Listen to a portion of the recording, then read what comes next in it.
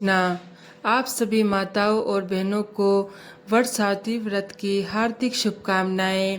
वट सावित्री व्रत पति की दीर्घायु और अखंड सौभाग्य और सुखी वैवाहिक जीवन के लिए अत्यंत श्रेष्ठ माना गया है। इस दिन सुहागिन महिलाएं बरगद के पेड़ की पूजा करके देवी सावित्री और सत्यवान की कहानी का श्रवण करती है। देवी सावित्री जिन्होंने अपने दृढ़ निश्चय से यमराज जी से अपने पति सत्यवान के प्राण वापस लाए थे और ये व्रत अटूट प्रेम और समर्पण का प्रतीक है।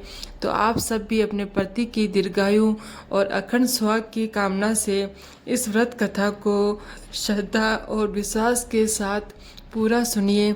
सावित्री और सत्यवान की कथा सबसे पहले महाभारत के वन पर्व में मिलती है, जब युधिष्ठिर महाराज ने मार्कंडेय ऋषि से पूछा था कि हे ऋषिवर, क्या कोई और भी ऐसी स्त्री थी जिसने द्रौपदी जितना कठिन व्रत किया था। तब मार्कंडेय ऋषि उन्हें विस्तार पूर्वक देवी सावित्री की कथा सुनाते हैं, जिसे एक समय महादेव जी ने देवी पार्वती को सुनाया था। कथा के अनुसार मध्य देश के राजा अशुपति ने पत्नी सहित संतान के लिए सावित्री देवी का विधि पूर्वक व्रत और पूजन करके पुत्री होने का वर प्राप्त किया। सर्वगुण संपन्न देवी सावित्री ने पुत्री के रूप में अशुपति के घर कन्या के रूप में जन्म लिया।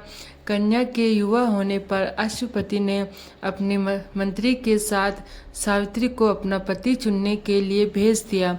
सावित्री अपने मन के अनुकूल वर का चयन करके जब वापस लौटी तो उस दिन देवर्षि नारद उनके यहाँ पधारे हुए थे। नारद जी के पूछने पर सावित्री ने कहा, महाराज दुमतसेन के पुत्र सत्यवान की कीर्ति सुनकर मैंने उन्हें अपने पति रूप में वरण कर लिया है। नारद जी ने सत्यवान और सावित्री के ग्रहों की गणना करके अशुपति को बधाई दी और सत्यवान के गुणों की बुरी बुरी प्रशंसा की। साथ ही ये भी बताया कि सावित्री के 12 वर्ष की आयु होने पर सत्यवान की मृत्यु हो जाएगी। नारद जी की बात सुनकर राजा अशुपति का चेहरा मुरझा गया। उन्हें ये बात जानकर बड़ा दुख पहुंचा।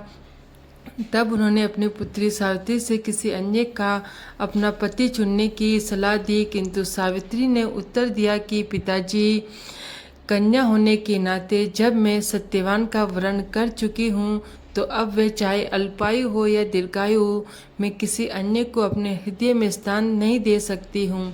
देवी सावित्री ने नारद जी से सत्यवान की मृत्यु का समय ज्ञात कर लिया। कुछ समय के बाद सत्यवान और सावित्री का विवाह हो गया। अब सावित्री अपने सास ससुर और पति के साथ जंगल में रहने लगी। नारद जी द्वारा बताए हुए दिन से 3 दिन पहले से ही सावित्री ने उपवास शुरू कर दिया।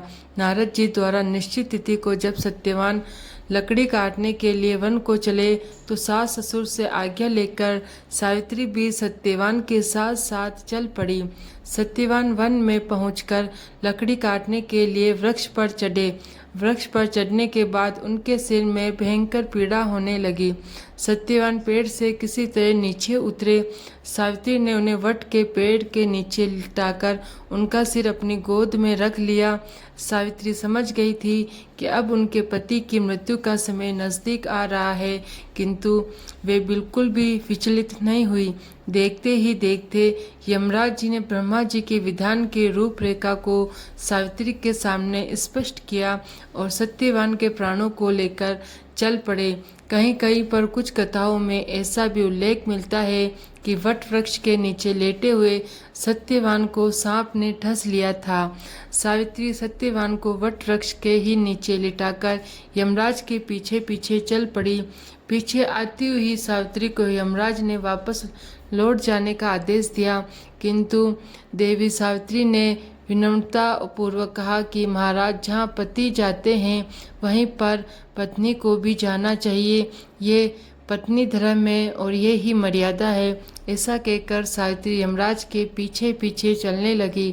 सावित्री की धर्म निष्ठा से प्रसन्न होकर यमराज बोले कि पति के प्राणों के अलावा कुछ भी मांग लो। सावित्री ने यमराज से अपने सास ससुर के आंखों की ज्योति और दीर्घायु मांगी। यमराज तथास्तु कहकर आगे बढ़ गए। सावित्री फिर भी यमराज जी का पीछा करती रही, उनके पीछे पीछे चलती रही।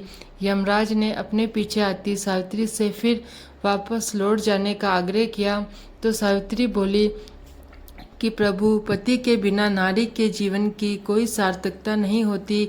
यमराज जी ने अब की बार भी सावित्री के पतिव्रत धर्म से खुश होकर फिर से वरदान मांगने को कहा।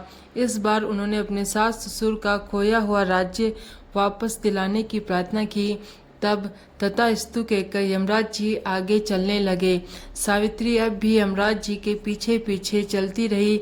इस बार सावित्री ने यमराज जी से 100 पुत्रों की मां बनने का वरदान मांगा।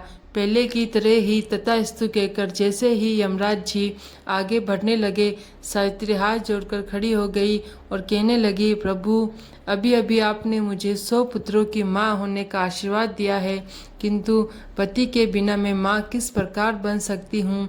अपना ये तीसरा वरदान पूरा कीजिए। तब सावित्री की धर्म, निष्ठा, ज्ञान, विवेक और पतिव्रत धर्म की बात सुनकर यमराज जी ने सत्यवान के प्राणों को अपने पास से स्वतंत्र कर दिया। सावित्री सत्यवान के प्राणों को लेकर वट वृक्ष के नीचे पहुंच गई, जहां सत्यवान का मृत शरीर रखा हुआ था। सावित्री ने वट वृक्ष की परिक्रमा की तो सत्यवान जीवित हो उठे।